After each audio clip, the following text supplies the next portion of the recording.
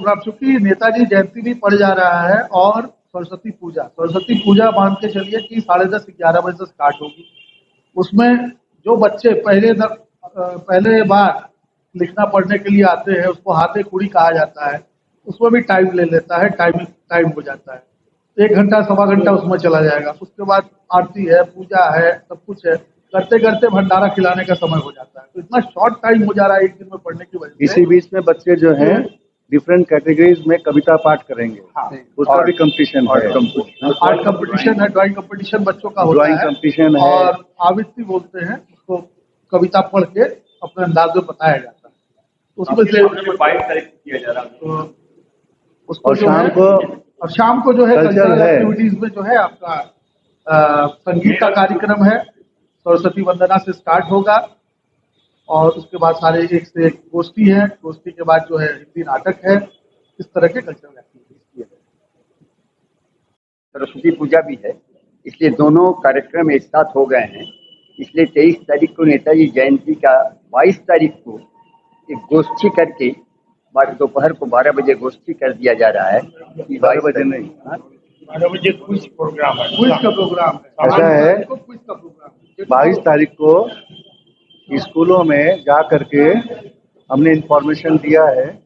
वहाँ के बच्चे आएंगे यहाँ पर 11 बजे से भाषण प्रतियोगिता का कंपटीशन होगा, और उसी बीच में क्विज कंपटीशन भी होगा दूसरे कमरे में। जो बच्चे इसमें, हम चाहते हैं कि ज़्यादा से ज़्यादा बच्चे आएँ और इस प्रतियोगिता में भाग लें और नेताजी सुभाष चंद्र बोस के बारे में जानें। 23 तारीख को शाम को 5 बजे सरस्वती पूजा के बाद एक संगोष्ठी का आयोजन किया गया है, जिसमें अभी तक 17 लोगों ने अपना नाम लिखाया है, और हमने भी नाम मांगा था कि इसमें पार्टिसिपेट करें। जहाँ तक मेरी जानकारी है, गोरखपुर में पहली बार नेताजी के ऊपर संगोष्ठी इस दुर्गाबाड़ी के प्रांगण में होने जा रहा है। इसके पहले कहीं संगोष्ठी नेताजी को लेकर नहीं हुआ।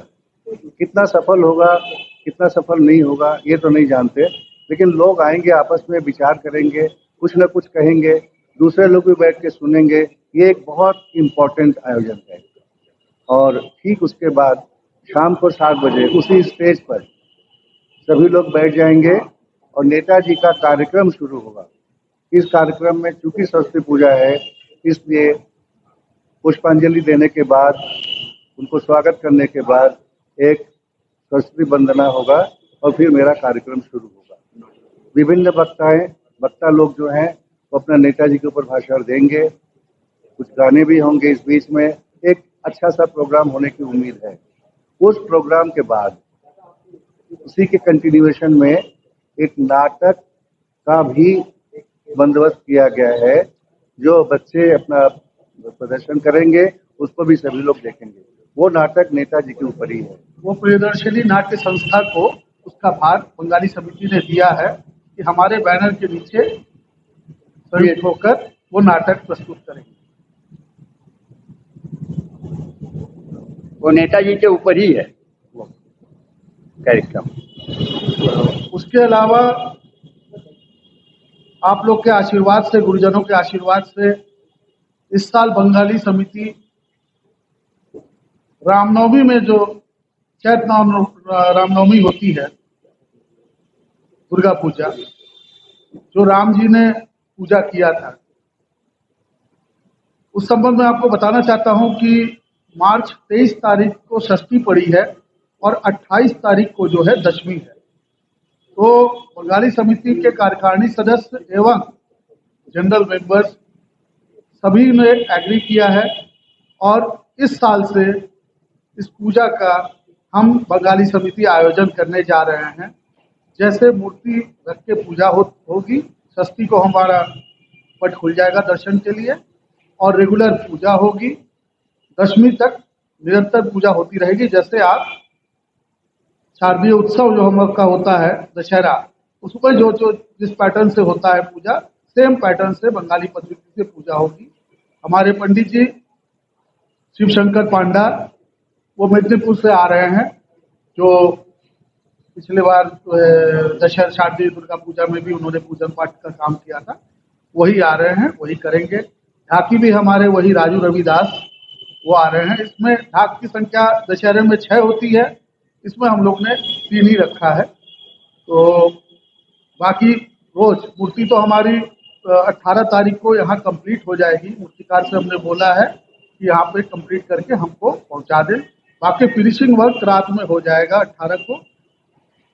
नवरात्र के पहले दिन मूर्ति हमारी वेदी पे चली जाएगी, लेकिन पूजन, मूर्ति का पूजन, घट स्थापना जो भी होगा वो 23 तारीख षष्ठी के दिन से शुरू होगा और षष्ठी से लेके सारे विधि विधान से 28 तारीख दशमी पड़ रही है। जब तक विसर्जन न हो जाए घट का, तब तक पूजन अर्चन उसी तरह चलता रहेगा। और हम लोग की ये भी कोशिश है कि कुछ कल्चरल एक्टिविटीज भी इसमें करेंगे, क्योंकि रामनवमी है। भजन कीर्तन, भजन संध्या, जागरण या राम जी के चरित्र पे कोई नाटक का मंचन, ये सब भी हम लोग सोच रहे हैं, देख रहे हैं। आगे 1-2 मीटिंग और हम बैठेंगे कार्यकारिणी के साथ, उसमें देखते हैं क्या है। लेकिन इस बार से हम लोग ये शुरू कर रहे हैं और ये निरंतर फिर होता रहेगा। और नवमी के दिन जैसे हम लोग शारदीय नवोत्सव में जो है ये सप्तमी, अष्टमी, नवमी 3 दिन भंडारा चलाते हैं। लेकिन चूंकि ये रामनवमी है, नवमी तक भी लोग पालन नहीं करते हैं, दशमी के दिन पालन करते हैं। और कुछ लोग नवमी को हवन करने के बाद प्रसाद ग्रहण करते हैं और पालन करते हैं। तो इसलिए 27 तारीख को नवमी पड़ रही है। 27 तारीख को बंगाली समिति के तत्वाधान में यहाँ विशाल भंडारे का आयोजन किया गया है, जिसमें पनीर की सब्जी और पुलाव, ये कोशिश कर रहे हैं हम लोग। और खीर वगैरह जो भी हम कर पाए उसमें एडिशनल वो हम करेंगे। तो बंगाली समिति इस साल से ये नया पूजा स्टार्ट कर रही है और आशा करता हूँ कि आप सभी लोग आएंगे, इस पूजन में शामिल होंगे और हमारा और थोड़ा सा उत्साह बढ़ाएंगे, क्योंकि एक बार की बात नहीं है। अगर ये शुरू होगा तो ये फिर आजीवन चलेगा। साल में हम लोग को ये खुशी है कि हाँ, एक दशहरा होता था, हम 2 दशहरे की आयोजन करते हैं। जनवरी को भी आप लोग से कहेंगे कि आप लोग अपना कीमती समय से थोड़ा सा समय निकाल के हमारे साथ जुड़िए, प्रसाद का आनंद लीजिए, सारे कार्यक्रम। हाँ,